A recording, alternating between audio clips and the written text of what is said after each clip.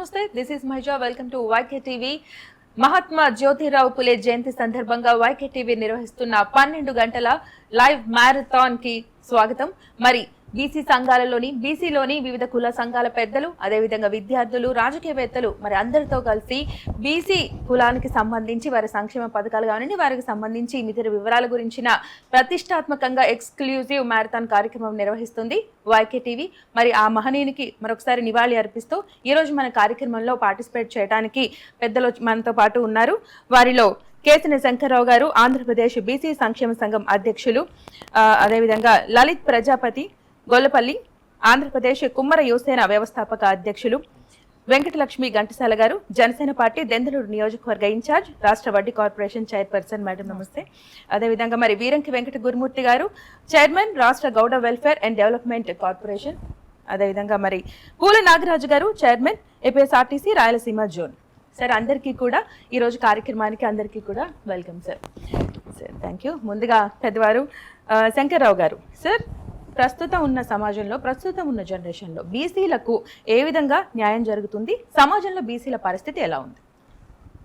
ముందుగా YT channel వారికి, యాజమాన్య వారికి, సిబ్బందికి అందరికి కూడా మహాత్మా జ్యోతిరావు పూలే జయంతి సందర్భంగా మీ అందరికి కూడా శుభాకాంక్షలు తెలియజేస్తూ ఉన్నాను. సమాజంలో దాదాపు మనకి 78 సంవత్సరాలు అవుతుంది స్వతంత్రం వచ్చి. ఈరోజు వరకు కూడా వివిధ రాజకీయ పార్టీలు కానీ అందరూ కూడా బీసీని ఓట్ బ్యాంక్ రాజకీయాలుగానే చూస్తున్నారే తప్ప సమస్త రంగాల్లో వారి యొక్క జనాభా దామాషా ప్రకారంగా అన్ని రంగాల్లో కొరకు వారికి సమతుల్యమైనటువంటి న్యాయం జరగాలని మరి రాజకీయ పార్టీలు ఆలోచన చేయకపోవటం అనేది చాలా దురదృష్టకరమైనటువంటి సంఘటన. ఆనాడు మహాత్మా జ్యోతిరావు పూలే ఒక సామాజిక తత్వేత. ఆయనకి సమాజమే దేవాలయం, ప్రజలే దేవుళ్ళు స్ఫూర్తితో ముందుకు వెళ్ళేటువంటి మహోన్నతమైనటువంటి వ్యక్తి. ఆయనకి రాజకీయం లేదు, కులం లేదు, మతం లేదు. ప్రజలే ఆయనకి ఆ విధమైనటువంటి ఆలోచన విధానంతో వెళ్ళినటువంటి మహోన్నతమైనటువంటి వ్యక్తి. ఈ సమాజంలో పురుషులే కాదు, స్త్రీలు కూడా, సగభాగం ఉన్నటువంటి స్త్రీలు కూడా పురుషులతో సమానంగా ఉండాలని ఒక దృఢమైన సంకల్పం, ఆలోచనతో మరి ఆ రోజున ఆయన సావిత్రిబాయి పూలేని వివాహం ఆడాడు. చిన్నతనంలోనే వారు మహారాష్ట్ర మరి కుగ్రామంలో జన్మించి పూలు అమ్ముకునేటువంటి అంగడి కులంలో జన్మించినటువంటి ఆ మహాతల్లిని 10వ సంవత్సరంలోనే వివాహం ఆడి ఆవిడకి కూడా విద్యాబోధనలు నేర్పించేవాడు. ఆవిడకి కూడా చదువు లేదు. ఎందుకంటే ఈ సమాజంలో మరి ఎంతోమంది వెనకబడి ఉన్నటువంటి వ్యక్తులు, చేతి వృత్తులకి, కుల వృత్తులకి పరిమితమైనటువంటి వ్యక్తుల్ని సరైనటువంటి విద్యాబోధన లేకపోవటం వలన, మరి సరైనటువంటి ఆదరణ లేకపోవటం వలన, అదేవిధంగా స్త్రీలు కూడా మరి వంటింటికే పరిమితం కాకూడదు, వారు కూడా ఈ సమాజంలో అన్ని రంగాల్లో కూడా ఉండాలనేటువంటి ఆలోచనతో ముందు విద్య మీద మక్కువ పెట్టి ఆ మహాతల్లిని మరి విద్యాబోధన నేర్పించి వివిధ ప్రాంతాల్లో ఆవిడతో కూడా స్కూల్స్ని ఏర్పాటు చేశారు. ఆ స్కూల్స్లో కూడా మొట్టమొదటి భారతదేశంలో తొలి మహిళా ఉపాధ్యాయులు ఎవరనంటే ఒక సావిత్రిబాయి పూలే అనేది మనం స్పష్టంగా అందరూ కూడా తెలుసుకోవాలి. కొంతమందికి తెలియకపోయినా కూడా ఇది జగమెరుగని సత్యం. ఎందుకంటే ఆవిడ ఆనాడు పునాది వేశారు. ఆ రోజున ఈ యొక్క అణగారిన వర్గాలన్నిటి కూడా స్కూల్కి వెళ్ళి ఆవిడ పాఠాలు చెబుతున్నటువంటి సందర్భంలో కొంతమంది ఆధిపత్య కులవాదులు కానీ, బ్రాహ్మిన్స్ కానీ వీరందరూ కూడా హేళన చేసి ఆవిడ్ని చాలా చిన్న చూపుతో మాట్లాడి ఆవిడ ముఖాన పేళకల్లాపి కొట్టి కోడిగుడ్లు విసిరి ఆవిడని చాలా అవమానపరిచినటువంటి సందర్భాలు కూడా మన చరిత్రలో మనం చూడాలి, చదువుకోవాలి. అయినా కూడా ఎక్కడా బెరగకుండా, భయపడకుండా సంకలో ఒక చీర పెట్టుకుని పక్కకు వెళ్ళి మళ్ళీ చీర మార్చుకుని మళ్ళీ వచ్చి పాఠశాలలో విద్యార్థులకి పాఠాలు నేర్పినటువంటి మహాతల్లి మరి తొలి భారత మహిళ తొలి ఉపాధ్యాయురాలుగా మనం సావిత్రిబాయిని గుర్తుంచుకోవాల్సిన అవసరం. అదేవిధంగా డాక్టర్ బిఆర్ అంబేద్కర్ జాతిరత్నం ఆయన భారత రాజ్యాంగ నిర్మాత. ఈ అణగారిన వర్గాలకే కాదు, ఆయన అన్ని వర్గాలకు కూడా భారత రాజ్యాంగాన్ని రచించినటువంటి మహోన్నతులైనటువంటి వ్యక్తి. ఈ సమాజంలో అట్టడుగున్నటువంటి బలహీన బరుగు వర్గాల సంక్షేమం కొరకు అనేక రకమైనటువంటి రాజ్యాంగంలో పొందుపరిచినటువంటి అంశాలని ఈనాడు పాలకులు పూర్తి స్థాయిలో దాన్ని మరి అమలు చేయక, మరి ఈ యొక్క కులాలకి సరైనటువంటి ఆదరణ లేక మరి చాలా ఇబ్బందులకు గురవుతున్నటువంటి సందర్భం కూడా ఆ మహనీయుడికి మనందరం కూడా మరి ఘనమైనటువంటి నివాళులు అర్పించాలి. ఎందుకంటే ఈ ముగ్గురు ఈ దేశంలో మరి ఈ వర్గాలన్నింటి కూడా కాకుండా ఇతర వర్గాలకు కూడా చేసినటువంటి వ్యక్తులు. కేవలం ఒక వర్గం, ఒక కులమో కాదు, ఒక మతమో కాదు, సమాజంలో అందరూ చైతన్యవంతులు అవ్వాలనేటువంటి ఆలోచనతో మరి ఆ మహనీయులు వేసినటువంటి బాటలో మనందరూ కూడా పయనించాలి. వారి ఆశయాల్ని, వారి యొక్క సిద్ధాంతాల్ని ప్రజల్లోకి తీసుకెళ్ళి చైతన్యపరచినప్పుడే ఈ సమాజంలో ఈ వర్గాలకన్నీ పరిపూర్ణంగా న్యాయం జరిగింది అనేటువంటి ఆలోచనతో మనం ముందుకెళ్లాలని చెప్పే ఉద్దేశంతో నేను తెలియజేస్తా ఉన్నాను. గురుమూర్తి గారు, బీసీలకు ఇప్పటి వరకు సమాజంలో మనం ఎన్నో వాళ్ళకి అందుతున్న సంక్షేమ పథకాలు కానివ్వండి, లేదా వాళ్ళ కోసం చేపడుతున్న అభివృద్ధి కార్యక్రమాలు కానీ చూస్తున్నాం. ఎస్పెషల్గా టీడీపీ గవర్నమెంట్ వచ్చిన తర్వాత టీడీపీకి ముందు బీసీల పరిస్థితి ఎలా ఉంది, ఆఫ్టర్ టీడీపీ బీసీల పరిస్థితి ఎలా ఉంది? మా వైకే టీవీ వారికి, మీకు ప్యానల్లో ఉన్నటువంటి మిత్రులందరికీ కూడా హృదయపూర్వక నమస్కారాలు తెలియజేసుకుంటూ, చాలా సంతోషం. ఏదైతే వైకే యువకెరటాల టీవీ ఉందో, మహాత్మా జ్యోతిరావు ఫూలే గారి జయంతి సందర్భంగా మీరు తీసుకున్నటువంటి నిర్ణయం, ఒకరోజు మొత్తం 12 గంటల పాటు పూర్తిగా బీసీల్లో ఉన్నటువంటి 140 కులాల యొక్క స్థితిగతులు, విద్య, అభివృద్ధి, సంక్షేమం, సమస్యలు, వీటన్నిటి మీద ఒక చర్చ చేయటం అనేది ముందుగా నేను హృదయపూర్వకంగా మీకు, మీ యాజమాన్యానికి ధన్యవాదాలు తెలియజేసుకుంటూ, మీరు అడిగినట్టుగా తెలుగుదేశం పార్టీ స్థాపించిన తర్వాత దానికి ముందు బీసీలు అంటే ఈ సమాజంలో 150% మంది నుండి వాళ్ళ కుల వృత్తులు చేసుకుని బతుకుతూ ఉన్నారు. ఎందుకంటే ఆనాడు వాళ్ళకి తెలుగుదేశం పార్టీ స్థాపించక ముందు వాళ్ళకి ఎలాంటి అవకాశాలు లేవు. పెద్దగా విద్య ఉండేది కాదు, వ్యాపారాలు వాళ్ళకేం తెలియవు, రాజకీయం అంటే అసలు దాని జోలికి వెళ్ళటం లేదు. వాళ్ళకి తెలిసిందల్లా ఎంతో కఠినమైనటువంటి కుల వృత్తులు చేసుకుని ఆ వృత్తితో తమ రక్తాన్ని చెమటగా మార్చి ఆ వచ్చినటువంటి రూపాయి 2 రూపాయలతో కుటుంబాలను పోషించుకునేటువంటి పరిస్థితులు ఆనాడు ఉండే. అలాంటి పరిస్థితుల్లో తెలుగుదేశం పార్టీ స్థాపించిన తర్వాత మహానుభావుడు అన్న నందమూరి తారక రామారావు గారు బాగా ఆలోచన చేశారు. పార్టీ పెట్టిన తర్వాత ఈ సమాజంలో 150% పైబడి ఉన్నటువంటి బీసీలు మరి విద్యాపరంగా కానీ, ఆర్థికంగా కానీ, రాజకీయంగా కానీ, వ్యాపారంగా కానీ ఎలాంటి అవకాశాలు లేవు. కాబట్టి వీళ్ళకి ఏదో ఒకటి చేయాలని చెప్పి ఆలోచన చేసి మొట్టమొదటిసారిగా ఈ దేశంలోనే స్థానిక సంస్థల్లో బీసీలకు 20% వాటా ఇచ్చి, ఆ 20% వాటా ఇచ్చి మొట్టమొదటిసారిగా బీసీలకు రాజ్యాధికారం ఇచ్చినటువంటి దేవుడు అన్న నందమూరి తారక రామారావు గారు. దళితులకి, అదేవిధంగా నిమ్న జాతులకి డాక్టర్ బాబాసాహెబ్ అంబేద్కర్ గారు ఆనాడు రాజ్యాంగ రచన ద్వారా ఉద్యోగాల్లో కానివ్వండి, రాజకీయాల్లో కానీ రిజర్వేషన్ ఇస్తే మహానుభావుడు ఎన్టీ రామారావు గారు బీసీలకి రిజర్వేషన్ ఇవ్వటం అనేది మొదలుపెట్టారు. ఆనాటి నుండి బీసీలు కూడా ఒక సర్పంచ్గా, ఒక వార్డు మెంబర్గా, ఎంపీటీసీగా, ఎంపీపీగా, జడ్పీటీసీగా, జిల్లా పరిషత్ చైర్మన్లు అయ్యారంటే అది ఎన్టీ రామారావు గారు తీసుకొచ్చినటువంటి సంస్కరణ. 20% దాన్ని మహానుభావుడు చంద్రబాబు నాయుడు గారు ముఖ్యమంత్రి అయిన తర్వాత 33% చేయటం జరిగింది. అంతేకాదు, ఇవాళ ప్రధానంగా ఆనాడు కనీసం రాయలసీమ లాంటి ప్రాంతంలో వరెన్నం కూడా తినడానికి నోచుకునేటువంటి పరిస్థితులు ఉండే. ఆనాడు బీసీలు ఎక్కువ మంది కాయ కష్టం చేసుకునేవాళ్ళు, వచ్చినటువంటి దాంతో గంజి కాసుకుని తాగి బతికిన పరిస్థితులు మనం చూసాం. అలాంటి పరిస్థితుల్లో పేదవాడికి కిలో 2 రూపాయలు బియ్యం ఇచ్చి మొట్టమొదటిసారిగా అన్నాన్ని పరిచయం చేసినటువంటి దేవుడు ఎన్టీ రామారావు గారు. ఆ తర్వాత పక్కా గృహాలు కూడా అంతే. ఆనాడు ఇల్లు కాలిపోతే 4 వాసాలు 4 తాటాకులు ఇచ్చేవాళ్ళు. అలాంటి మొట్టమొదటిసారిగా ఈ దేశంలో పక్కా గృహ నిర్మాణం, జనతా వస్త్రాలు చూడండి. ఆనాడు ఆయన పెట్టిన కార్యక్రమాలు ఈనాడుకు కూడా నడుస్తున్నాయంటే ఆయన యొక్క ముందు చూపు, ఆయన యొక్క ఔదార్యం, ఆయన యొక్క గొప్పతనం అది. ఆ తర్వాత చంద్రబాబు నాయుడు గారు ముఖ్యమంత్రి అయ్యారు.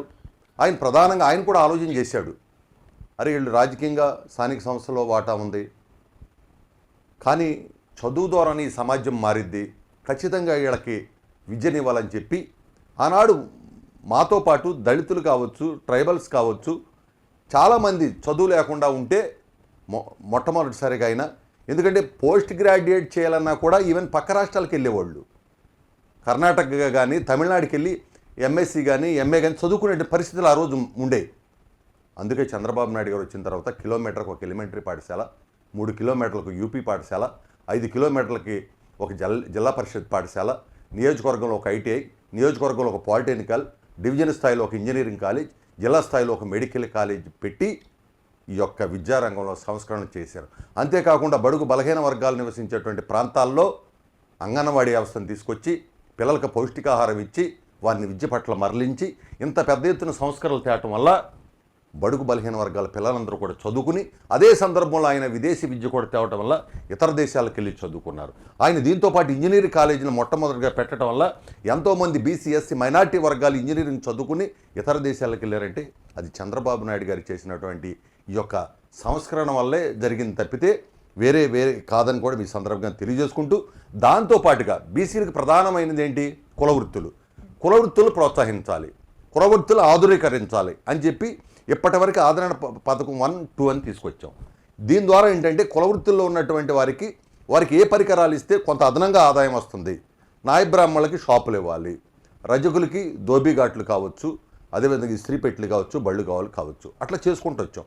కానీ ఈ రోజున ఆధునిక పరిస్థితుల్లో ఇప్పుడు మారుతున్న కాలానికి అనుగుణంగా ఈ రోజున ఇంకా కూడా టెక్నాలజీ వచ్చేసింది. ఎందుకంటే కొన్ని కులవృత్తుల్లోకి పెద్ద పెద్ద సంస్థలు కూడా దొరబడిపోయినాయి. అలాంటి సంస్థలను పోటీ తట్టుకోవడం కోసం రేపు ఆదరణ 3 అనేది 1000 కోట్లతో చేయబోతా ఉన్నాం. ఈ 1000 కోట్లతో ఏ విధంగా అంటే ఈ పోటీ ప్రపంచంలో వీళ్ళు కూడా పోటీ పడి కులవృత్తిని రక్షించుకునే విధంగా చేయాలన్నటువంటిది ఈరోజు కార్యక్రమం తీసుకున్నాం. అంతేకాకుండా ఎప్పుడూ లేని విధంగా ఈరోజు గౌరవ మంత్రి సవితమ్మ గారు, మా నారా చంద్రబాబు నాయుడు గారి యొక్క ఆదేశానుసారం మాకున్నటువంటి మా కులాల్లో ఉన్నటువంటి మరి ఏదైతే మరి వడ్డే ఓబన్న గారు, వడ్డెర కులం, ఆయన యొక్క జయంతి కార్యక్రమాన్ని ఈరోజు అధికారికంగా నిర్వహిస్తున్నాం. అపర భగీరథుడిని నిర్వహిస్తున్నాం, గౌతు లచ్చన గారిది నిర్వహిస్తున్నాం, వెంకటరెడ్డి గారిది నిర్వహిస్తున్నాం, అదేవిధంగా కురబలకు సంబంధించినటువంటి కార్యక్రమాన్ని నిర్వహిస్తున్నాం.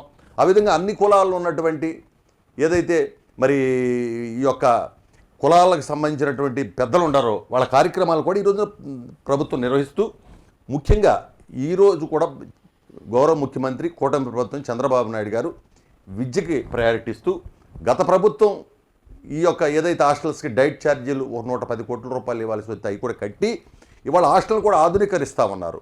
మరమ్మతులకు డబ్బులు ఇచ్చారు, 24 గంటలు కరెంటు ఉండే విధంగా చూస్తున్నారు, 24 గంటలు వాటర్ ఉండే విధంగా చూస్తున్నారు. అదేవిధంగా ఎప్పుడు కూడా ఇన్వర్టర్స్ పెట్టి చూస్తూ ఉన్నారు, ఇంకో పక్కన కెమెరాలు పెట్టి ఆ భద్రత కోసం చూస్తూ ఉన్నారు. అదేవిధంగా మెనూ ఏదైతే ఫుడ్ మెనూ ఉందో ఆ మెనూను కూడా చాలా చక్కగా దాన్ని మనం చేస్తూ ఉన్నాం. దాంతోపాటుగా ఈ కులవృత్తులు సంబంధించినటువంటి ఎవరైతే ఉన్నారో, ఉదాహరణకి మేము గౌడ కులస్తున్నాం, 10% ఇవాళ బ్రాందీ షాపుల్లోనూ బారుల్లో వాటా ఇచ్చారు. అదేవిధంగా వడ్డెర కులస్తులకి 15% ఆ యొక్క మైనింగ్లో వాటా ఇవ్వటం జరిగింది. మరి అదేవిధంగా నాయ బ్రాహ్మణులకు వచ్చేపాటికి మరి కరెంట్లో మరి 200 యూనిట్లు కరెంట్ ఇవ్వటం, అదేవిధంగా దేవాలయాలు అన్నింటిలో కూడా పాలకవర్గ సభ్యుడిగా టీటీడీ మొదలుకొని గ్రామాల్లో ఉన్న దేవాలయాల వరకు కూడా అవకాశం ఇచ్చారు. మరి రజకులకు కూడా వాళ్ళకి కావలసినటువంటి మరి ఏదైతే వాళ్ళకి పనిముట్లు కానివ్వండి, వాళ్ళ దోబీఘాట్లు కానివ్వండి, చేనేతలకు వచ్చేపాటికి మరి మగ్గాలకు 200, మరమగ్గాలకైతే 500 యూనిట్లు. ఈరోజున ఈ విధంగా అన్ని కులాలను కూడా ఒక పక్కన బడ్జెట్ లేపని ఇబ్బంది ఉండ, గత ప్రభుత్వం మొత్తం కూడా రాష్ట్రాన్ని మొత్తం నిధులన్నీ కూడా మరి ఏదైతే అప్పులు చేసి తాకట్లు పెట్టేసి వ్యవస్థను అస్తవ్యస్తం చేసింది. అయినప్పటికీ కూడా ఈరోజు మరి 20 నెలల్లో మరి ఆయన అనేక ఒడిదుడుకులు పడుతున్నారు. ఈ సంవత్సరం 51,000 కోట్ల బడ్జెట్ ఇచ్చారు. కులాల వారీగా నిధులు ఇవ్వాలని, అదేవిధంగా కులాలను ఆధునీకరించాలని, అదేవిధంగా వృత్తులను ప్రోత్సహించాలని, విద్యను ఎంకరేజ్ చేయాలని ఇవన్నీ కూడా ఈరోజు ప్రభుత్వం చాలా ప్రెస్టేజియస్గా తీసుకుని చేస్తూ ఉంది. Right, exactly, well said sir. Venkatalakshmi గారు, ఒక వీర మహిళగా ప్రస్తుతం బీసీ మహిళలకు సంబంధించి వాళ్ళ రక్షణ కానివ్వండి, వాళ్ళకి అందుతున్న సంక్షేమ పథకాలు కానివ్వండి, వాళ్ళ పరిస్థితి ఎలా ఉందంటే ఒక ఎస్సీ ఎస్టీ మైనారిటీ వాళ్ళకి సంబంధించి ఎంత పకడ్బందీగా రక్షణ వాళ్ళకి సంబంధించి చట్టాలు ఏవైతే అమలవుతున్నాయో బీసీ మహిళలకు కూడా అదే విధంగా అమలవుతున్నాయా లేదా ఇంకా ఏమైనా మార్పులు చేర్పులు రావాల్సిన పరిస్థితి ఉందా? ముందుగా వాక్య టీవీ వేదిక ద్వారా మా బీసీ నాయకులందరినీ కూడా ఒక వేదిక మీద పెట్టి బీసీల సంక్షేమము, సమస్యలు, అభివృద్ధి అనే ధ్యేయంగా మరి జ్యోతిబాబాయ్ పూలే గారి జయంతి సందర్భంగా ఇంతకుముందు చెప్పినట్టుగా కేశవరావు గారు మరి చెప్పారు, శంకర్రావు గారు. సావిత్రిబాయి పూలే అంటే ఒక్క ఆవిడ విద్యావంతురాలు కిందనే కాదు, ఈ రోజున మహిజా గారు యాంకర్గా ఉన్నా, నేను ఈ రోజున ఒక కార్పొరేషన్ చైర్పర్సన్గా ఉన్నా, ఆవిడ పెట్టిన చదువు వల్లే ఆ విద్యతోనే చదువు నేర్చుకుని ఈ రోజున అన్ని రంగాల్లోనూ మహిళలు ముందుకు వెళ్తున్నామంటే అది కేవలం ఆ రోజున జ్యోతిరావు గారు భార్యకి చదువు చెప్పడం వల్ల, సావిత్రిబాయి పూలే గారు ఆ రోజున చదువుకొని మరి మహిళలకి, వితంతువులకి అందరికీ చదువు చెప్పటం వల్లే ఈ రోజున ఆవిడ తొలి ఉపాధ్యాయురాలుగా ఉండటమే పాటు అందరికీ ఎంతోమందికి విద్య నేర్పించి ఈ రోజున ఎంతోమంది మహిళల్ని ఈ రోజున అన్ని రంగాల్లోనూ ఉన్నారంటే కనుక అది కేవలం ఆనాడు సామాజిక ఉద్యమకారుడు అయినటువంటి సావిత్రిబాయి పూలే గారు, అలాగే జ్యోతిరావు పూలే గారి చలవల్లేనని చెప్పేసి వారి ఆ రోజున ప్రోత్సహించిన ప్రోత్సాహం వల్లే ఈ రోజున మేమందరం ఇలా ఉన్నామని చెప్పేసి మరొకసారి వైకే టీవీ ఛానల్ ద్వారా అందరికీ సమాజానికి తెలియజేస్తూ, ఇంతకుముందు అడిగినట్టుగా మహిళల గురించి అంటే ఎస్సీ ఎస్టీ మహిళకి రిజర్వేషన్ ఉంది మేడం, అయితే రక్షణ చట్టం ఉంది. మా బీసీలకి అనేది ముందుగా బీసీలకే రాజకీయ రిజర్వేషన్ లేదు, మరి ముఖ్యంగా మహిళలకు అనేది చట్టసభల్లో అవకాశాలు లేవు. అయితే రక్షణ చట్టం మాత్రం కూటమి ప్రభుత్వం ఖచ్చితంగా మొన్న సవితమ్మ గారు, మా మినిస్టర్ గారు, మా కార్పొరేషన్ చైర్మన్ల అందరిని కూడా పెట్టుకుని మనకు ఒక బీసీ రక్షణ చట్టం కావాలి, ఆ రక్షణ చట్టానికి కూడా అసెంబ్లీలో తీర్మానం చేసి కేంద్రానికి పంపిస్తాము. ఇది ఒక పెద్ద ప్రాసెస్ కాబట్టి కేంద్రం నుంచి రావాల్సింది కాబట్టి బీసీలకి కూడా రక్షణ చట్టం కింద మరి ఇప్పుడున్న కూటమి ప్రభుత్వం కూడా ఆలోచన చేస్తుంది. ఇంతకుముందు మన పెద్దలు అన్నట్టుగా చంద్రబాబు నాయుడు గారు కానీ అట్లాగే అంతకుముందు మరి బీసీలకి రాజకీయంగా కానీ లేకుంటే బీసీలకి చట్టసభల్లోకి అవకాశాలు కానీ వాళ్ళకి సంక్షేమం గురించి కానీ మరి తెలుగుదేశం ప్రభుత్వం ఏ రకంగా ఉందో అలాగే జనసేన పార్టీ తరపున కూడా పవన్ కళ్యాణ్ గారు ఒక బీసీ మహిళగా ఎక్కడో కొల్లేరు ప్రాంతంలో ఎక్కడో వెనకబడిన కులానికి చెందిన వ్యక్తిగా ఆయన కూడా ఒక ఎమ్మెల్యేగా అవకాశం ఇవ్వడంతో పాటు ఆ రోజున గెలవలేకపోయినా కూటమి ప్రభుత్వంలో ఈ రోజున మరి మాకు ఒక కార్పొరేషన్ చైర్పర్సన్గా కూడా నాకు ఇవ్వటం కూడా మా పవన్ కళ్యాణ్ గారు ఇవ్వటం జరిగింది. అంటే బీసీలుగా ఇప్పుడిప్పుడు గుర్తిస్తున్నారని మనం చెప్పుకోవచ్చు. ఎందుకంటే ఇంకా గుర్తించాలి.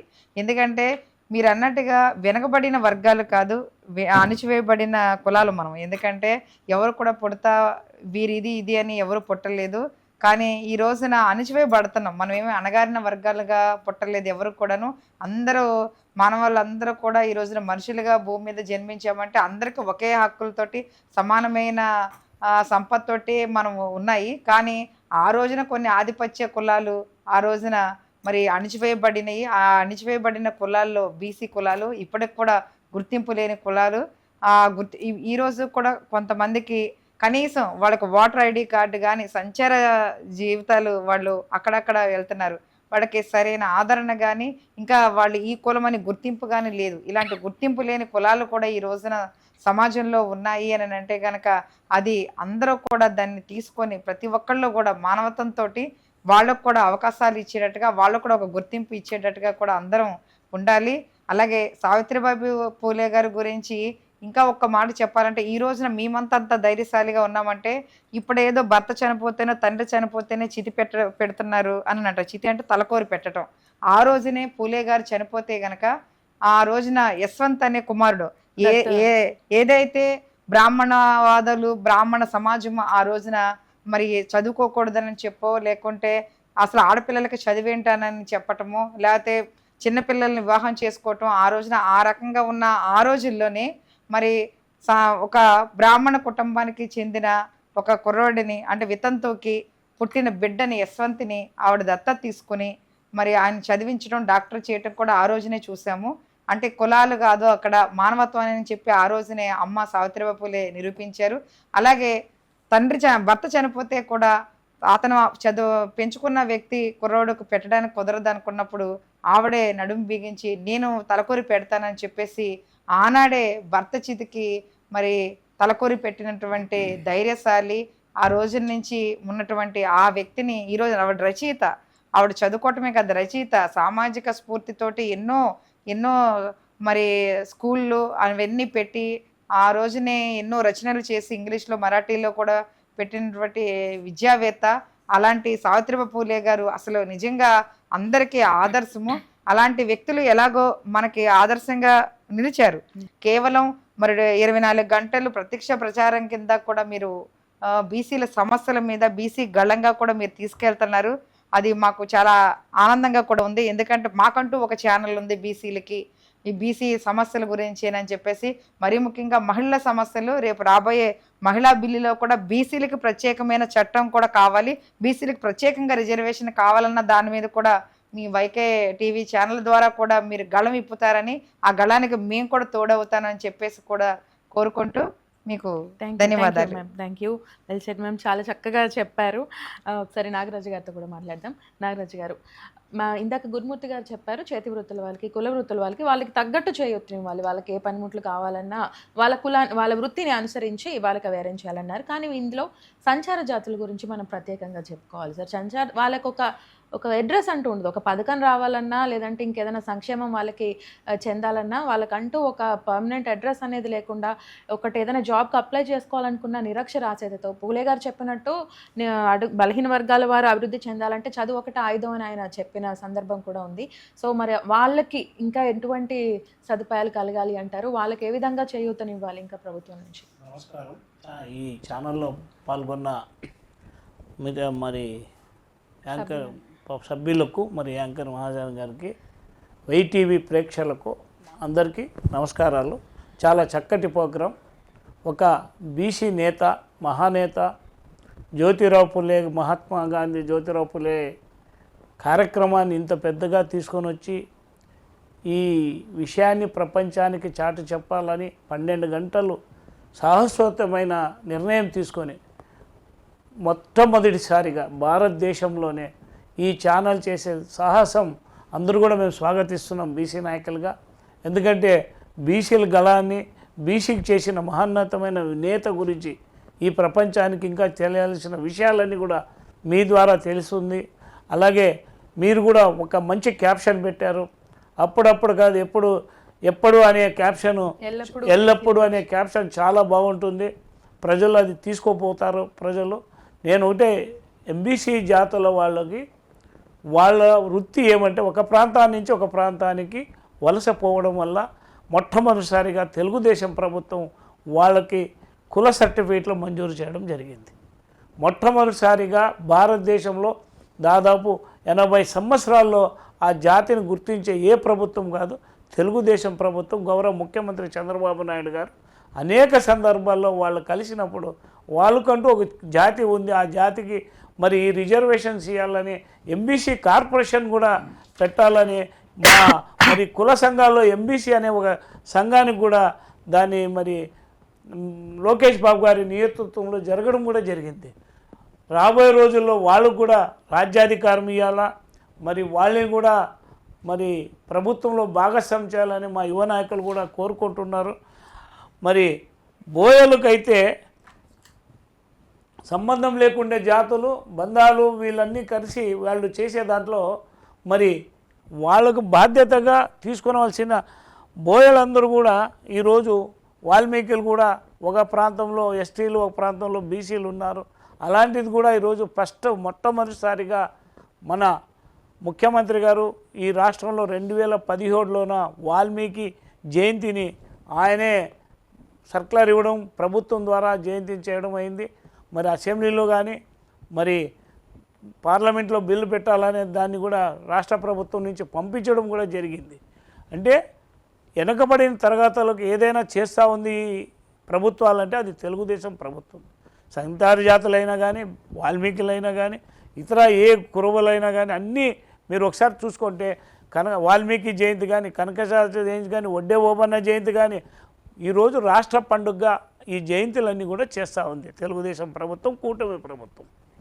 సో లలిత్ గారు, ప్రస్తుతం ఉన్న జనరేషన్లో బీసీ విద్యార్థుల పరిస్థితి ఎలా ఉంది? యాజ్ ఏ యూత్ లీడర్గా మీరు బీసీ హాస్టల్స్లో ఉన్న పరిస్థితి కానివ్వండి, గురుకుల పాఠశాలలో ఉన్న పరిస్థితి కానివ్వండి, వాళ్ళకి అందాల్సిన స్కాలర్షిప్స్ విషయం, వీటన్నిటి మీద ఒకసారి మీ వాయిస్ తెలియజేయండి.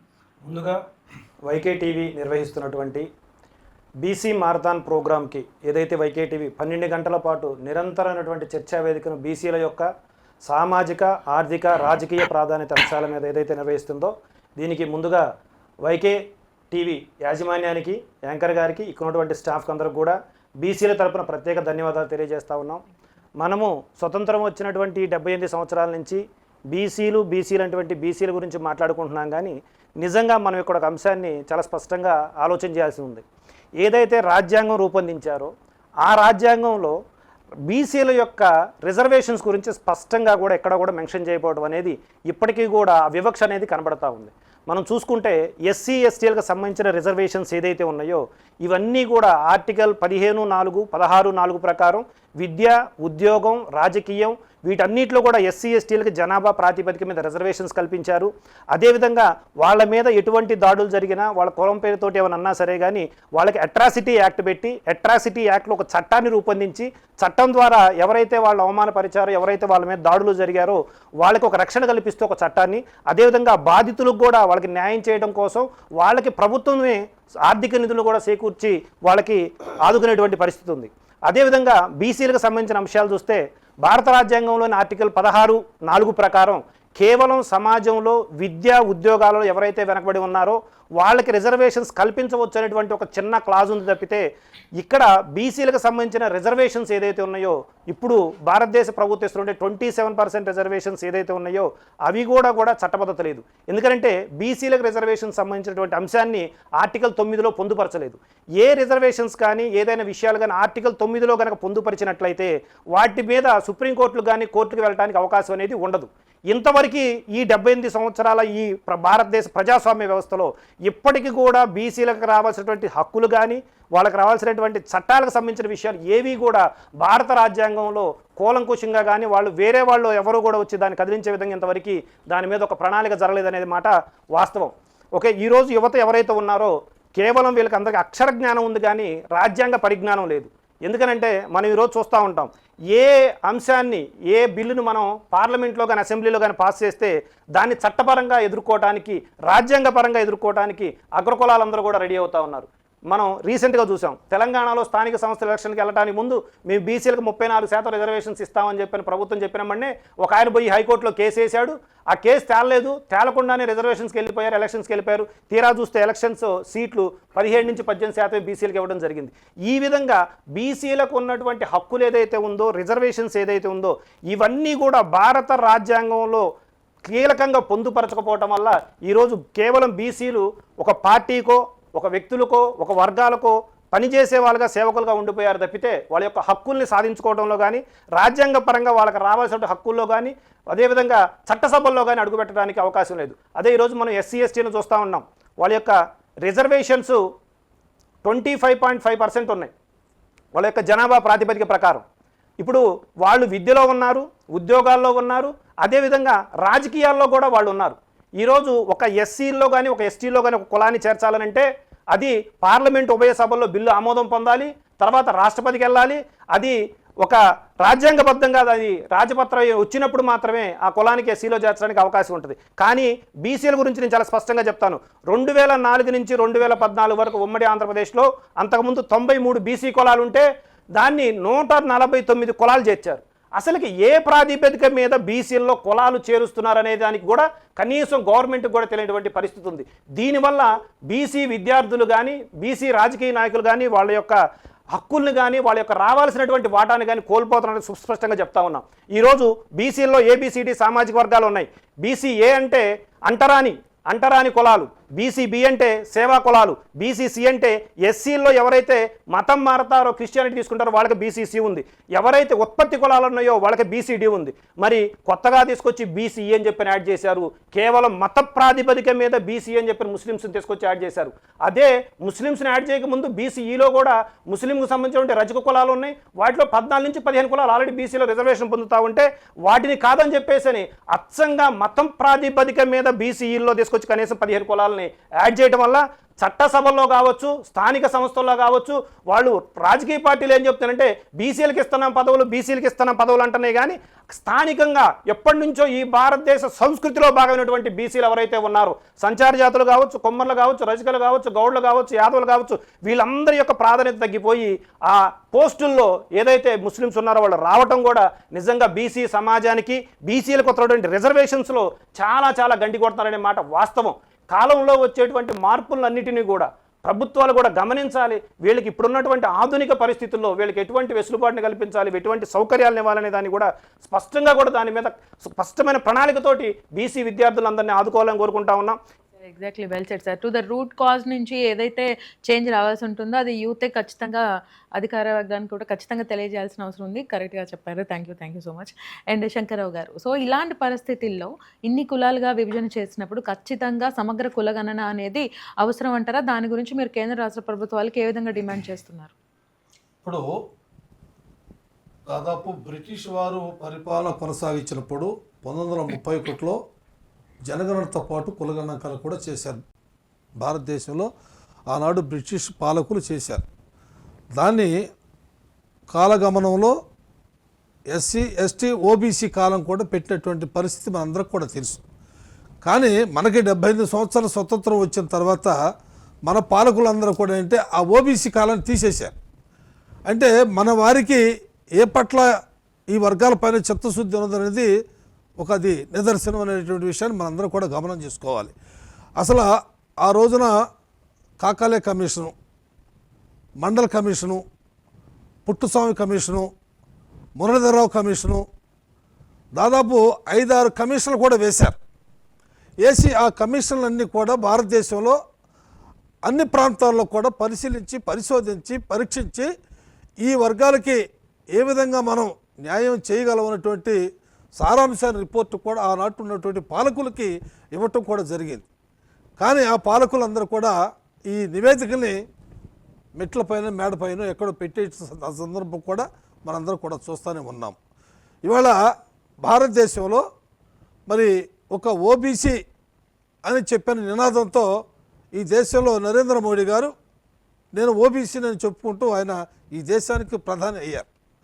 కావాలని ప్రజలందరూ కూడా గత పాలకుల పరిపాలనని సరైనటువంటి విధానం లేదు, మరి ఓబీసీగా చెప్పుకున్నటువంటి మోడీ గారు వస్తే మనందరికీ తప్పనిసరిగా మనకు అవకాశాలు కల్పిస్తారనే ఒక భరోసాతో, ఒక ధైర్యంతో వాళ్ళందరూ కూడా ప్రజలు ఆయన్ని 3 సార్లు పట్టం కట్టినటువంటి విషయం కూడా భారతదేశంలో ఉన్నటువంటి ప్రజలందరూ కూడా తెలుసు.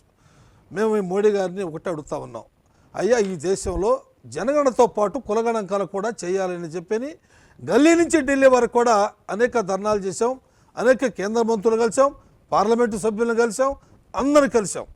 కానీ న్యాయస్థానానికి కూడా వెళ్ళాం. న్యాయస్థానం కూడా వీరు కేంద్ర వారు కులగణాంకాలు మేము చేయలేము, దానివల్ల మాకు చాలా ఇబ్బందులు వస్తాయి అనేది విషయాన్ని స్పష్టంగా న్యాయమూర్తులు కూడా చెప్పడం కూడా జరిగింది. కానీ అందరూ నిరాశ చెందారు. ఎందుకు ఈ రకమైనటువంటి వైపరీత్యం వచ్చింది అనేటువంటి అంశంతో అప్పుడు అందరూ కూడా ఉద్యమాలు, పోరాటాలు చేస్తూ మరి ఏది ఏమైనా కూడా ఆనాడు ఎన్డీఏ గవర్నమెంటు క్యాబినెట్లో ఒక డెసిషన్ తీసుకుంది, జాతీయ స్థాయిలో జనగణన పాటు కులగణాంకాలు కూడా చేస్తామని. ఆనాడు దేశం మొత్తం కూడా మరి నరేంద్ర మోడీ గారికి పాలాభిషేకం కూడా చేయటం కూడా జరిగింది. కానీ ఇవాళ కులగణనలో ఒక ఫార్మెట్లో 33 పాయింట్లు ఒక నివేదికలో ఎస్సీ, ఎస్టీ, ఇతరులని ఉంది, కానీ ఓబీసీ కాలం లేదు. అది దానివల్ల మేము కేంద్ర మంత్రులు కూడా కలిసాం. పార్లమెంటు దగ్గర ఒకరోజు దీక్ష 6 రాష్ట్రాలకు బీసీ ప్రతినిధులందరూ కూడా దీక్ష చేశాం. ఆ కేంద్ర మంత్రులు కూడా కలిసాం. అయ్యా ఈ విధమైనటువంటి పరిస్థితిలో ఉంది, దీన్ని ఓబీసీ కాలం పెట్టించకపోతే ఈ భారతదేశంలో ఓబీసీ కులాలు ఎంతమంది ఉన్నారు, ఏ విధంగా ఉన్నారు అనేది లెక్కలు తెలియవు కాబట్టి దీన్ని తప్పనిసరిగా మీరు కంటిన్యూ చేసి దీన్ని ఏర్పాటు చేయాలని చెప్పి కూడా మేము చెప్పడం కూడా జరిగింది. కాబట్టి రాష్ట్రంలో కానీ ఇవాళ చంద్రబాబు నాయుడు గారు 33% ఎన్డీఏ గవర్నమెంట్ ఇస్తే మేము చట్టసభలో రిజర్వేషన్ కల్పిస్తానన్నారు. తీర్మానం చేసి పంపించేశారు. మేము చంద్రబాబు నాయుడు గారు కూడా కోరుతా ఉన్నాం, అయ్యా ఈ భారతదేశంలో ఒక మంచి గొప్ప నాయకుడిగా మీరు గుర్తింపుకు రావాలంటే మీరు ఏదైతే 33% రిజర్వేషన్ కావాలని తీర్మానం చేసి పంపించారో కేంద్రంలో మీరు కూడా వాళ్ళ కీలక పాత్ర పోషిస్తున్నారు. కీలకమైనటువంటి నాయకుడిగా మీరు ఉన్నారు. భారతదేశంలో అన్ని రాజకీయ పక్షాలకు ఆదర్శవంతమైన నాయకుడిగా మీరు ఉండాలి అంటే తప్పనిసరిగా 33% రిజర్వేషన్ని ప్రధానమంత్రి గారితో మాట్లాడి ఎన్డీఏ కూటమిని ఒప్పించి చట్టసభలో 33% రిజర్వేషన్ కల్పించాలంటే అది వారికి చాలా ఉపయోగం జరిగిందంటే విషయం కూడా అనేక సందర్భాల్లో కూడా మేము చెప్పడం కూడా జరిగింది. మేము నరేంద్ర మోడీ గారు కానీ చంద్రబాబు నాయుడు గారు కానీ లేకపోతే పవన్ కళ్యాణ్ కూటమి నాయకులు అందరూ కూడా మీరు ఒక బీసీ కాన్సెప్ట్ ఎత్తుకున్నారు. బీసీలే మా బ్యాక్ బోను, బీసీలే మా వెన్నుముక అంటున్నారు. ఈ యొక్క 54 ఇప్పుడు మురళీధరరావు కమిషన్ 94లోనే 54% ఉన్నారని చెప్పి నివేదిక ఇచ్చారు. కానీ మీరు ఈరోజు ఆ యొక్క బీసీ వాదనని బలపరుస్తున్నారు. బీసీ సమాజానికి చేయాలనే తపన ఆరాటంతో మీరు ఉన్నప్పుడు ఈ వర్గాలకి ఏ రకమైనటువంటి సమస్త రంగాల్లో అన్యాయం జరగకుండా వారి దామాషా ప్రకారం వారి వాటా వారికి ఇచ్చే విధంగా మీరు పరిపూర్ణంగా చేసినప్పుడే కొన్ని కాలాల పాటు ఈ రాష్ట్రంలో మీరు పరిపాలన కొనసాగించే అవకాశాలు ఉంటాయి. దయచేసి ఓబీసీలను విస్మరించిన వాళ్ళు రాజకీయంగా చాలా మంది కూడా ఎక్కడెక్కడికో వెళ్ళిపోయినటువంటి సందర్భం. అంటే ఇప్పుడు కూటమి ప్రభుత్వం అలయన్స్ లో ఉంది, అదేవిధంగా డబుల్ ఇంజిన్ సర్కార్ కూడా ఉంది, మనకి కేంద్ర ప్రభుత్వంతో కూడా కూడిన డబుల్ ఇంజిన్ సర్కార్ ఉంది. ఏదైతే 50% పైగా జనాభా ఉన్నారో వారికి తగ్గట్టు నిధుల కేటాయింపు జరుగుతుందా? ఈ కాయిన్కి 2 సైడ్స్ ఉన్నట్టే సంక్షేమ పథకాలు జరుగుతున్నాయి, అదేవిధంగా ఇంకా డిమాండ్స్ కూడా ఉన్నాయి. సో మరి ఇప్పుడు ఈ ప్రభుత్వం ఏమైనా ఫర్దర్గా డబుల్ ఇంజిన్ సర్కార్ కూడా ఉండటం వల్ల ఇంకా ఇక మీదట ఇంకా అభివృద్ధి దిశలో ఇంకా బీసీలు కల్పించాల్సిన సంక్షేమాలు ఇంకా మరింతగా ఏమైనా చేస్తుందా? చూడమ్మా మహిజ, పెద్దల శంకర్రావు గారు మాట్లాడారు, అదేవిధంగా లలిత్ కూడా మాట్లాడారు. ఈ రిజర్వేషన్ మన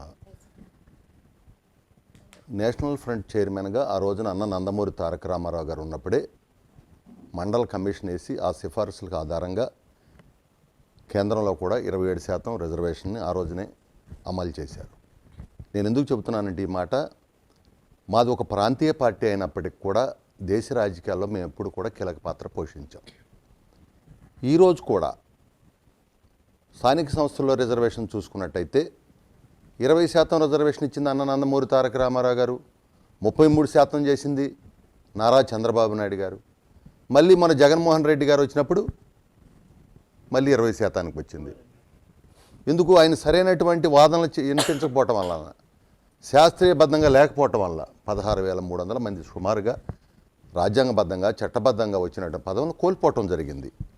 ఈరోజు మేము ఖచ్చితంగా దాని మీద మాకు ఒక నిబద్ధత ఉంది. ఎందుకంటే తెలుగుదేశం పార్టీ అంటే బీసీలకు వెన్నెముక. అలాంటి మేము ఒక చిత్తశుద్ధితో ఈ 34% రిజర్వేషన్ విషయంలో కానివ్వండి, కేంద్రంలో ఏదైతే చట్టసభల రిజర్వేషన్ ఉందో పెద్దల శంకరరావు గారు చెప్పినట్టుగా గత ఉమ్మడి రాష్ట్రంలో ఉండగానే ఆనాడే కేంద్రంలో మరి చట్టసభల్లో బీసీలకు రిజర్వేషన్ కావాలని చెప్పి ఆనాడే మేము కేంద్రానికి పంపాం. మరలా ఇప్పుడు ఈడిపోయిన రాష్ట్రంలో ఈడిపోయిన తర్వాత కూడా మేము ఆ ప్రతిపాదన పంపాం. ఇప్పుడు పెద్దలు శంకరరావు గారు అన్నట్టు ఈరోజు కేంద్రంలో చంద్రబాబు నాయుడు గారు ఒక కీలక పాత్ర పోషిస్తూ ఉన్నారు. ఖచ్చితంగా మాకు ఒక నమ్మకం ఉంది. ఎందుకంటే ఇది సరైన సమయం కాబట్టి ఖచ్చితంగా చంద్రబాబు నాయుడు గారి నాయకత్వంలో చట్టసభల్లో కూడా రిజర్వేషన్ని కల్పించాలి అని మేము ఖచ్చితంగా దాని మీద కూడా పోరాటం చేస్తాం. మేము కేంద్రంలో భాగంగా ఉన్నాం కాబట్టి వారిని ఒప్పించి మెప్పించి ఆ కార్యక్రమాన్ని మేము ముందుకు తీసుకెళ్లే బాధ్యత మేము తీసుకుంటాం. అదేవిధంగా ఇవాళ నిధుల విషయంలో కూడా ఒకసారి చూసుకున్నట్టయితే గత ప్రభుత్వంలో మేము 14-19 విడిపోయినటువంటి రాష్ట్రంలో అనేక సంక్షేమ కార్యక్రమాలు చేశాం. నిధులు ఎప్పుడు కేటాయిన విధంగా ఆనాడు నిధులు ఇచ్చాం. ఈరోజు కూడా ఈ సంవత్సరం బడ్జెట్ 51,000 కోట్ల రూపాయలు పెట్టాం. మేము ఏం చెప్తా ఉన్నామంటే ఇవాళ మాకు ఏదైతే మేము ఇచ్చేటువంటి సూపర్ 6లో కాకుండా ఇవాళ మళ్ళీ మేము బీసీలకు సంబంధించినటువంటి కార్యక్రమాలు ఏవైతే ఉన్నాయో ఈ హాస్టల్స్ నిర్వహణ కానీ ఇందాక లలిత్ చెప్పాడు, గతంలో ఇప్పుడు పోలిస్తే చాలా డిఫరెన్స్ ఉంది ఒకసారి చూసుకున్నా కూడా. ఎందుకంటే ఈ రోజున మంత్రిగా ఉన్నటువంటి గౌరవ మంత్రి సవితమ్మ గారు చంద్రబాబు నాయుడు గారి ఆదేశానుసారం కూటమి ప్రభుత్వంలో వాళ్ళ మహాత్మా జ్యోతిరావు ఫూలే గారి గురుకుల పాఠశాల చూడండి ఎంత బాగా చేశారు. అదేవిధంగా బీసీ హాస్టల్స్ చూడండి, ఎందుకంటే మొన్న ఈ మధ్యన రాజమండ్రి వెళ్ళాం మేము, చాలా చక్కగా ఇన్వర్టర్స్ కానివ్వండి, అక్కడ కెమెరాలు కానివ్వండి, మంచినీరు కానివ్వండి, కరెంటు కానివ్వండి, వసతులు కానివ్వండి, ఇవాళ ప్రభుత్వం అవసరమైతే సిఎస్ఆర్ ఫండ్స్ కూడా మొబిలైజ్ చేసి ఈ పిల్లల ఇబ్బంది పడకూడదని చెప్పి మా ఎంపీలను కూడా ఈసారి నిధులు ఇచ్చారు, చాలా పెద్ద ఎత్తున ఇచ్చారు. కాబట్టి ఏంటంటే గతంకు ఇప్పటికి విద్యలో కూడా విద్యలో చూసుకున్నట్టయితే గతంలో నామాత్రంగా ఉండేది, కానీ ఇవాళ మధ్యాహ్న భోజన పథకాన్ని ఇవాళ ఇంటర్ విద్యార్థుల వరకు నారా లోకేష్ గారు చక్కగా పెంచారు. అదేవిధంగా విద్యారంగంలో కూడా ప్రధానంగా ఎక్కడైతే ఏంటి విద్య బోధన చేయాలి, ఉపాధ్యాయులు లేకుండా ఏ విధంగా బోధన చేస్తాం, ఆయన ఏదైతే చెప్పారో రావటమే 16,347 మంది డిఎస్సిలో పోస్టులు ఇచ్చారు. మళ్ళీ ఈ సంవత్సరం కూడా 10,060 ఇస్తే అందుట్లో మళ్ళీ డిఎస్సి ఉంది, కానిస్టేబుల్స్ తీసాము. ఇవాళ విద్యారంగంలో నారా లోకేష్ గారు ఒక వినూతమైనటువంటి పందాలో ఇవాళ వెళ్తా ఉన్నారు. మరొక పక్క పారిశ్రామిక రంగంలో, ప్రైవేట్ రంగంలో ముఖ్యంగా ఇవాళ చూడండి ఎప్పుడూ లేనివన్నీ విధంగా ఈ రోజున గూగుల్ సంస్థ కానీ అనేక సంస్థల్ని ఈ రోజున మా పాలసీ ఒకటే, కూటమి పాలసీ, ఒకే రాజధాని అభివృద్ధి వికేంద్రీకరణ. ఇవాళ రాయలసీమల ప్రాంతంలో కావచ్చు, మరి ఉత్తరాంధ్ర ప్రాంతంలో కావచ్చు, ఇక్కడ కావచ్చు బ్రహ్మాండమైనటువంటి కార్యక్రమాలను మేము చేస్తూ ఉన్నాం. అదేవిధంగా కృష్ణా గుంటూరు జిల్లాలు కూడా చూసుకున్నట్టయితే ఇవాళ వేగవంతంగా అభివృద్ధి చెందుతూ ఉంది.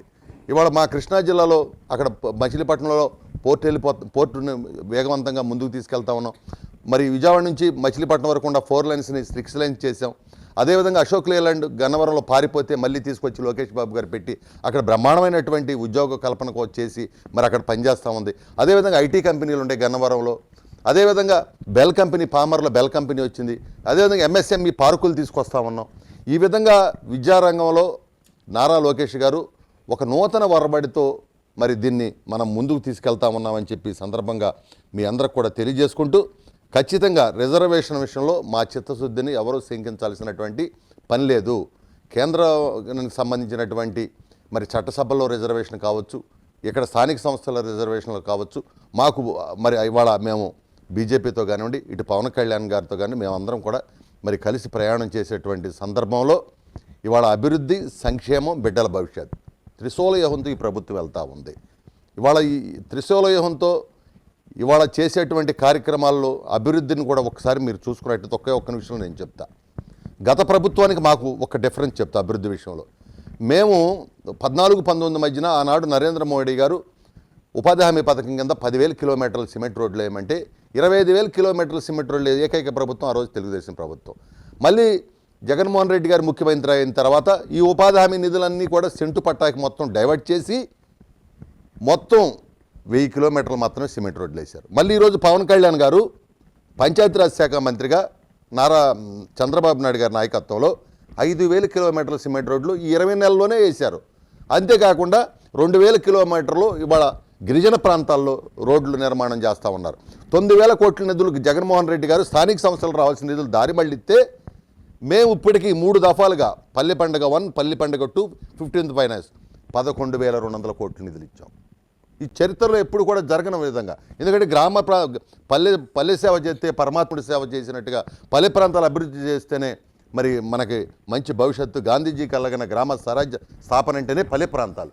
ఆ విధంగా ఈ రోజున కార్యక్రమాలు తీసుకుని మరి ముఖ్యంగా ఏదైతే ఈ యొక్క బీసీ రిజర్వేషన్ ఉండేయో మరి ఈ సర్పంచుల విషయంలో కానివ్వండి ఎక్కడ కూడా మేము డైవర్షన్కి వెళ్ళకుండా చక్కగా ఈ ప్రభుత్వం మరి ముందుకు తీసుకెళ్తా ఉన్నాం. దీంతో పాటుగా ఇవాళ ఏదైతే మేము ప్రధానంగా విద్య, మరి అదేవిధంగా మరి ఏదైతే వైద్యం, అదేవిధంగా సంక్షేమ కార్యక్రమాలు వీటన్నిటిని కూడా బీసీ వర్గాలకి, మరి ముఖ్యంగా బడుగు బలహీన వర్గాలకి అందరికీ అందాలనేటువంటి దృక్పథంతో ఇవాళ ఈ ప్రభుత్వం పనిచేస్తూ ఉంది. ఇవాళ కావాలంటే చూసుకోండి, గత ప్రభుత్వం మీరు ఏ ప్రాంతంలో అయినా ఒకే సామాజిక వర్గమే పరిపాలన చేసింది పార్టీలో. మాకు అట్లా కాదు. ఇవాళ మాకు 8 మంది మంత్రులు ఉన్నారు, 38 మంది శాసనసభ్యులు ఉన్నారు, 16 మంది పార్లమెంటు సభ్యులు, 6 మాకు ఎంపీలు ఉన్నారు, రాష్ట్ర పార్టీ అధ్యక్షుడు బీసీ, స్పీకర్ బీసీ. ఈ విధంగా ఎక్కడ చూసినా కూడా బీసీలకు ఒక బ్యాక్ బోన్గా తెలుగుదేశం పార్టీ ఇవాళ వెళ్తూ ఉంది. మరి ఏదైతే మీరు చెప్పినటువంటి కార్యక్రమాలు ఏదైతే ఇప్పుడు పెద్దలు అడిగారో వాటన్నిటిని కూడా మేము కూడా చిత్తశుద్ధితో భవిష్యత్తులో వెళ్తాం. తర్వాత ఈ కులాలకు సంబంధించి కూడా మేము ఒక యాక్షన్ ప్లాన్తో మేము వెళ్తా ఉన్నాం. ఇప్పటికే మాకు చైర్మన్లు ఉన్నారు.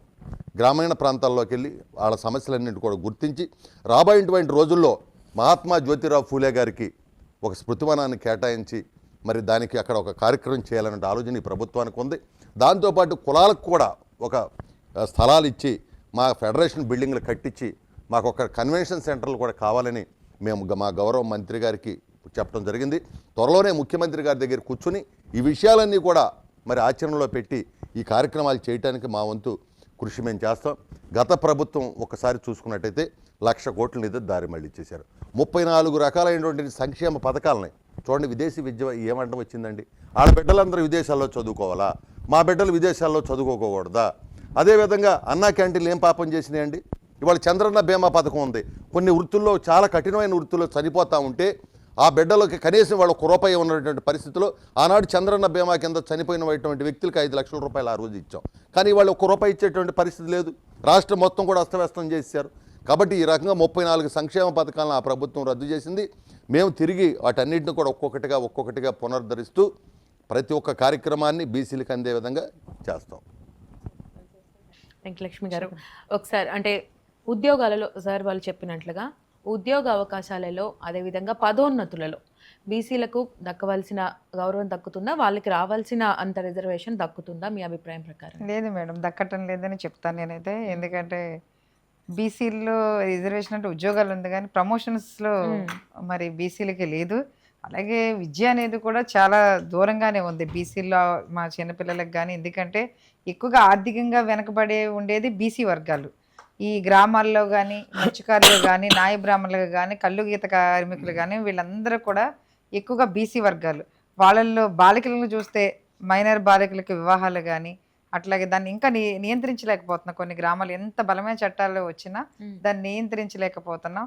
అట్లాగే చదువు కానీ పిల్లలకి, ఆడపిల్లలకు కానీ మగపిల్లలకు కానీ చదువు కానీ పనికి వెళ్ళిపోవటమే. అలాగే పౌష్టికాహారం లోపం వల్ల మహిళలు బీసీల్లోనే కొన్ని అణగారిన కులాల్లో ఉన్నటువంటి బీసీ మహిళలు అవ్వచ్చు, లేకపోతే ఎస్సీ ఎస్టీ మహిళలు కొంతమందిని పౌష్టికాహారం లోపం వల్ల కూడా వాళ్ళు చాలా ఇబ్బందులు మహిళలు అయితే పడుతున్నారు. ఇలాంటి వాటి మీద కూడా ఎక్కువగా ప్రభుత్వాలు దాని మీద చర్యలు తీసుకోవాలి. ఇంకా రిజర్వేషన్ అనేది ఎందుకు ఇవ్వట్లేదని ఎప్పటి నుంచో మేము ఫైట్ చేస్తున్నా. మరి ఉద్యోగాల్లో కూడా రిజర్వేషన్ లేదు. అందువల్లే ఇక్కడ మీరు చూసుకున్నట్టయితే కనుక ఎక్కువ శాతం మంది పార్లమెంట్లో కానీ ఢిల్లీలో కానీ లేకపోతే ఈ రోజున జడ్జిలుగా కానీ లాయర్లుగా కానీ ఎక్కువగా మరి ఆధిపత్య కులాల వాళ్ళే ఉంటారు. వాళ్ళు ఆర్థికంగా బలంగా ఉంటారు, ఆర్థికంగా చదువుకోగలుగుతారు. కాబట్టి ఇక్కడ బీసీలు మాత్రం ఎక్కువగా చట్టసభల్లోనే కాదు అన్ని రకాలుగా కూడాను వెనకబడే ఉన్నాము. ఇప్పుడు కూటమి ప్రభుత్వం వచ్చిన తర్వాత అన్న అంటుంటే కొంతవరకు మనము చేయగలుగుతున్నాం కానీ పూర్తి స్థాయిలో అయితే కనుక చేయలేకపోతున్నాం. దానికి గత ప్రభుత్వం చేసిన మరి అంధకారంలో పెట్టేసి బడ్జెట్ లోపమా ఏంటా అన్నది కూడా మేము అందరం చూసుకొని చేస్తామని మరి అంటున్నాము. పంచాయతీరాజ్ శాఖ మీకు తెలుసు, పవన్ కళ్యాణ్ గారు ఇందాక అన్న చెప్పినట్టు గ్రామ సభల్లో కూడా అంతకుముందు అయితే గ్రామ సభలు అనేవి మర్చిపోయారు. కానీ గ్రామ సభలు అనేవి పల్లెలే ఈ రోజున వెలుగు కాబట్టి గ్రామ సభలు జరిపించి గిన్నిస్ రికార్డు కూడా మరి దక్కించుకున్న ఘనత పవన్ కళ్యాణ్ గారిది. అలాగే ఇంతకుముందు చెప్పినట్టుగా పెద్దలు మరీ ముఖ్యంగా రేపు 16వ తారీఖున జరగబోయే పార్లమెంట్లో ఈరోజు నరేంద్ర మోడీ గారు ఒక పిలుపునిచ్చారు. 33% రిజర్వేషన్ బిల్లుకి ప్రతి ఒక్కళ్ళు అన్ని పార్టీలు ఆమోదం పొందండి అని. అసలు 33% కాదు, మరి ఆకాశంలో సగభాగం, వాటర్లో సగభాగం, సమాజంలో సగభాగం మాకు 50% ఇవ్వాలి.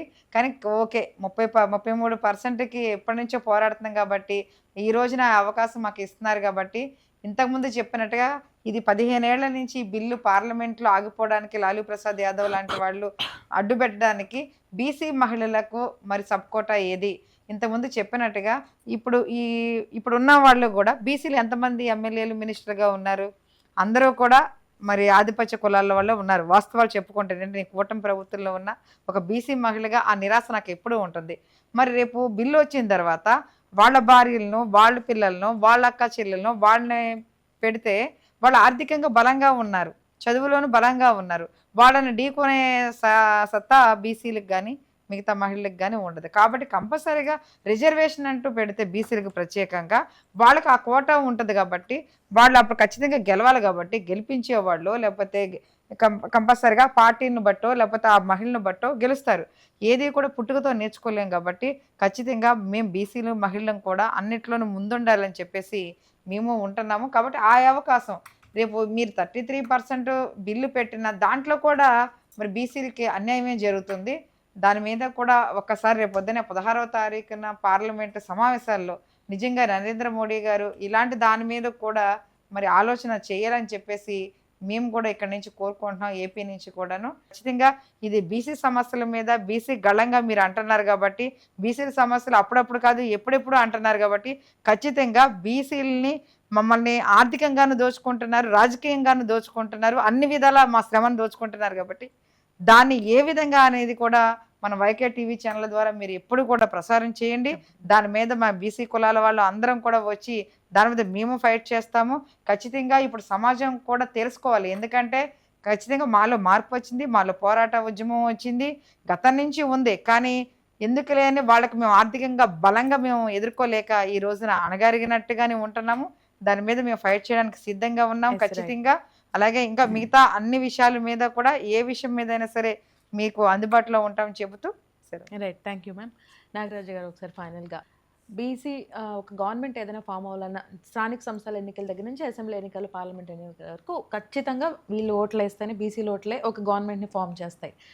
ఓట్లు వేయడమేనా లేదంటే చట్టసభల్లో రాజ్యాధికారంలో వీళ్ళకి అంతే విధంగా ప్రాధాన్యత ఇప్పటికీ ఉందా, ఇంకా రావాల్సి ఉందా? మీరు ఒకసారి చరిత్ర చూసుకుంటే మొట్టమొదటిసారిగా రామారావు గారు బీసీలు గుర్తించి ఆనాటి నుంచి నేటి వరకు అదే పంతాన చంద్రబాబు నాయుడు గారు ఈరోజు మా పార్టీ సంస్థాగతాల్లోనే దాదాపు 50% బీసీలను ఖచ్చితంగా అమలు చేస్తున్నారు. ఈరోజు 33% మహిళలు ఉండాలని ఖచ్చితంగా మా పార్టీ నిర్మాణంలోనే ఈరోజు లోకేష్ బాబు గారు కానీ మరి మా నాయకుడు చంద్రబాబు గారి 100% ఈసారి ఖచ్చితంగా బీసీలకి 51% రిజర్వేషన్ ఇచ్చినారు. మరి బీసీలకు రాజ్యాంగం అంటే గతంలో పోల్చుకుంటే ఇప్పుడు ఈ కూటమి ప్రభుత్వంలో కూడా 3 పార్టీలు ఉన్నా మనం ఒకసారి లెక్కేసుకుంటే ఈ 3 పార్టీల్లో కూడా బీసీలకు ఈసారి మంచి అవకాశాలు ఇచ్చేది తెలుగుదేశం కానీ బీజేపీ కానీ జనసేన కానీ. మరి రాబోయే రోజుల్లో కూడా ఎక్కువగా మా నాయకులు యువ నాయకులు కానీ మరి చంద్రబాబు గారు కానీ బీసీలని పెంచాలనే ఉద్దేశంతోనే మరి 83% అంటే 50% సీట్లు పెరుగుతూ ఉన్నాయి ఈరోజు. ఆ 50%లో కూడా అత్యధికంగా జనాభా ప్రకారం కులాల వారీగా ఇప్పుడు గణాంకాలు ఇప్పుడు మరి మాకు కూడా సాధికార సమితిలు పెట్టారు. పెట్టిన తర్వాత ఏ కులం ఏ ప్రాంతంలో అధికంగా ఉందని మరి దాన్ని కూడా ప్రతి కులానికి ఒక కన్వీనర్ని పెట్టి కులాల వారీగా కూడా తీసుకొని ఆ కులాలకు న్యాయం చేయాలని చిన్న కులాలని కూడా ఈరోజు గుర్తింపు ఇవ్వాలనే ఉద్దేశంతోనే మా యువ నాయకులు కానీ నారా లోకేష్ గారు కానీ మా నాయకుడు జాతీయ అధ్యక్షులు చంద్రబాబు గారు కూడా ఈరోజు ఆలోచన చేస్తున్నారు. ఈ ఉద్దేశం ఏమంటే ఈ పార్టీ బీసీల పార్టీ, తెలుగుదేశం బీసీల పార్టీ, ఇది మొత్తం పార్టీ ఓన్ చేసుకున్నారు బీసీలు. ఈరోజు బీసీలు సంతోషంగా ఉన్నారంటే గతంలో 5 సంవత్సరాల రాక్షస పాలనలో బీసీలకి ఎవరికి వాయిస్ లేదు. ఈరోజు కొల్లు రవీంద్ర గారు కానీ మరి సబితమ్మ గారు కానీ మరి మా నాయకుడు ఇప్పుడు రాష్ట్ర అధ్యక్షులు పల్లా శ్రీనివాసరావు గారు మరి అచ్చెన్నాయుడు గారు కానీ ఇలాంటి అనేక మంది నాయకులు ఈరోజు వాయిస్ చేస్తూ ఉన్నారు. మంత్రివర్గంలో ప్రపంచానికి వీళ్ళు బీసీ నాయకులని ఫోకస్ అవుతూ ఉన్నారు. అదే మరి గతం ప్రభుత్వంలో హోంమంత్రి గారు ఉన్నారు, మరి ఎస్సీలు ఉన్నా కానీ మరి బీసీలు ఉన్న ఏ ఒక్క మంత్రి పేరు చెప్పడం లేదే. ఈరోజు రాష్ట్ర ప్రభుత్వంలోనూ మంత్రులు ఎక్కువగా మాట్లాడుతున్నది బీసీ నాయకులే. సమస్యల పైన కానీ మరి పరిష్కారంలో కానీ ఈరోజు అన్ని విషయాల్లోన మరి అదే మరి జనసేనలో కానీ మరి బీసీ నాయకుడే కదా జనసేనలో ఉండేది మంత్రి గారు కూడా. మరి అందరూ మరి ఈరోజు ఎందుకు ఇస్తున్నారంటే ఈ కూటమి ప్రభుత్వంలో ఒక సంకల్పం ఉంది. ఈ ఓట్లయితే బీసీలు ఉన్నాయి, ఆ ఓట్లకు న్యాయం చేయాలనేది ఈ కూటమి ప్రభుత్వం దేంతో పోతా ఉంది ఈరోజు. మరి అలాగే మా నాయకుడు మా సంస్థాగతలో 50% ఖచ్చితంగా ఇచ్చాడు ఈసారి. మీరు ఒకసారి మా నిర్మాణంలో పార్టీ నిర్మాణంలోనే పెద్ద పెను మార్పు తీసుకొని వచ్చారు.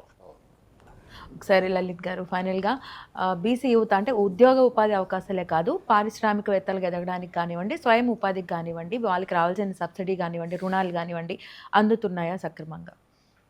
అంటే ఇప్పుడున్నటువంటి పరిస్థితుల్లో ఎంఎస్ఎంఈ రుణాలు కావచ్చు, సెంట్రల్ గవర్నమెంట్ ఇచ్చేటువంటి పిఎంఈజీపీ స్కీమ్స్ కావచ్చు, అదేవిధంగా రాష్ట్ర ప్రభుత్వం ఇస్తున్నటువంటి ఆదరణ పథకం కావచ్చు, వీటన్నిటికీ సంబంధించి కూడా గతంలో కంటే ఇప్పుడు వాళ్ళకి ఇచ్చేటువంటి సంక్షేమ పథకాలు మెరుగయ్యాయి అనేది మటుకి ఒక ఇంత వాస్తవం.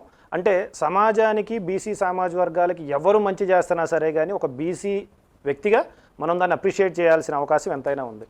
నా ముందు మన పెద్దలందరూ చెప్పినట్టుగానే వీళ్ళు తీసుకున్నటువంటి నిర్ణయాలు, ఇప్పుడున్నటువంటి కూటమి ప్రభుత్వం బీసీలకు సంబంధించినటువంటి విద్య పరంగా, ఉపాధి పరంగా, అదేవిధంగా ఇండస్ట్రియల్ పరంగా ఏదైతే పథకాలను తీసుకుంటున్నారో చాలా చాలా చాలా మంచి కీలకమైన నిర్ణయాలు తీసుకుంటున్నారు. మేమనేది ఒకటే, బీసీలో ఉన్నటువంటి అట్టడుగున్నటువంటి వర్గాలందరికీ కూడా ఇవి చేరాలి. సబ్సిడీ లోన్స్ కావచ్చు, పిఎంఈజీపీ స్కీమ్స్ కావచ్చు, అదేవిధంగా ఎంఎస్ఎంఈ వాటిల్లో కూడా, ఇండస్ట్రియలిస్టుల్లో కూడా బీసీలలో కులాల వారీగా కూడా ఉన్నాయి. ఎందుకంటే బీసీలు అంటంగానే సహజంగా మనకు ఒక 8 నుంచి 10 కులాలే మనకు నోటెడ్ అయ్యి ఉంటాయి, కానీ మిగిలిన కులాల దబాలను నోటెడ్ అవ్వవు. వాళ్ళ గురించి కూడా పెద్దగా చర్చ కూడా జరగకపోవడం వల్ల కూడా బీసీ ఉన్నటువంటి కొన్ని సామాజిక వర్గాలు ఇంకా ఆర్థికంగా కూడా సామాజికంగా కూడా వెనకబడిపోయే అనేది వాస్తవం. మేము కూడా రిక్వెస్ట్ చేసేది ఏంటంటే, ఇప్పుడు కూటమి ప్రభుత్వం ఉంది, ఎన్డీఏ ప్రభుత్వం ఉంది కాబట్టి బీసీలో ఉన్నటువంటి అన్ని సామాజిక వర్గాలకి దామాషా ప్రతిపదిన వాళ్ళకి ఈ లోన్స్ కూడా కేటాయించండి.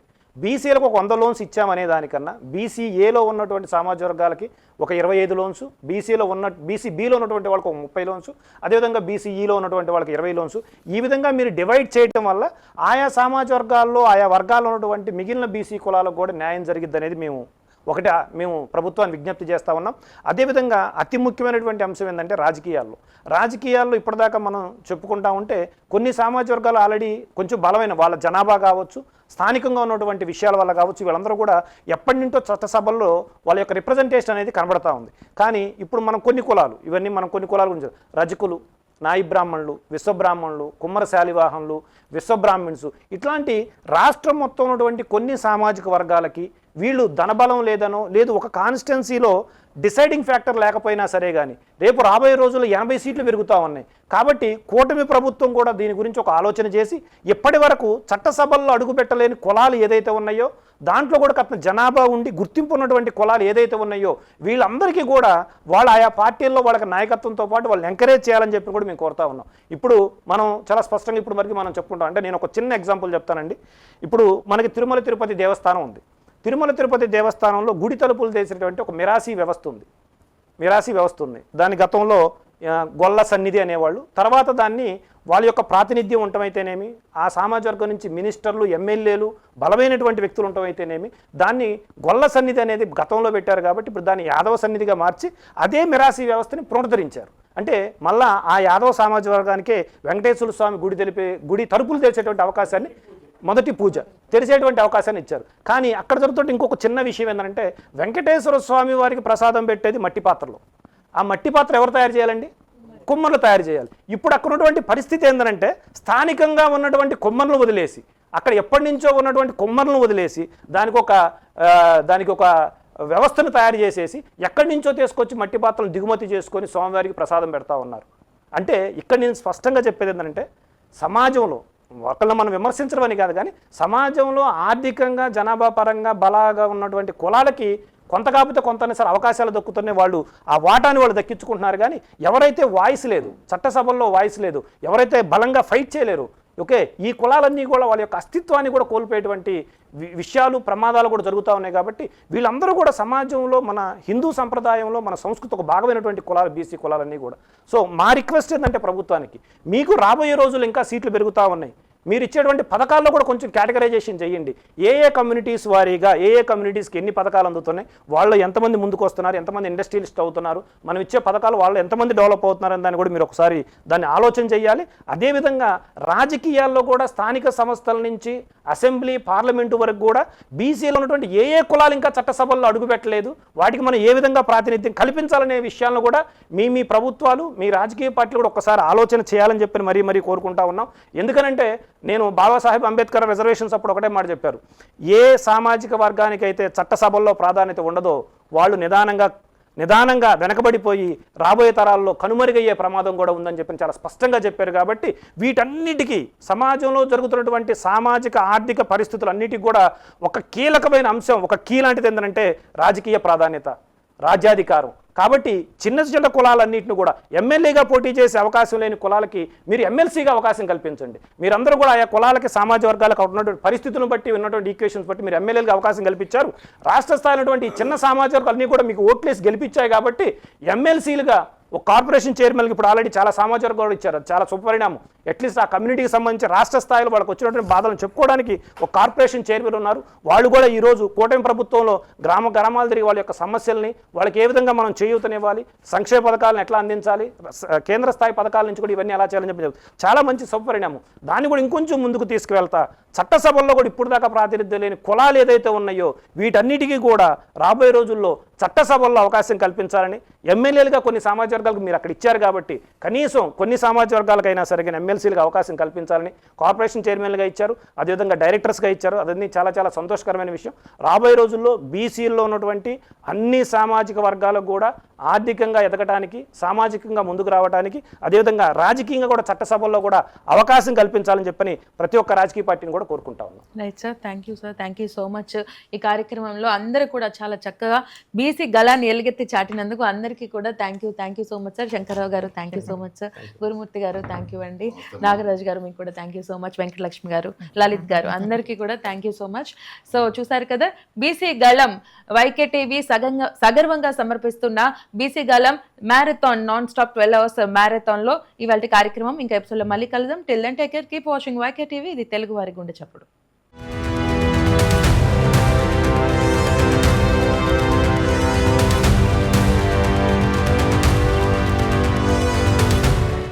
అప్పుడప్పుడు కాదు, ఎల్లప్పుడూ బీసీల కోసం మీ వైకే టీవీ.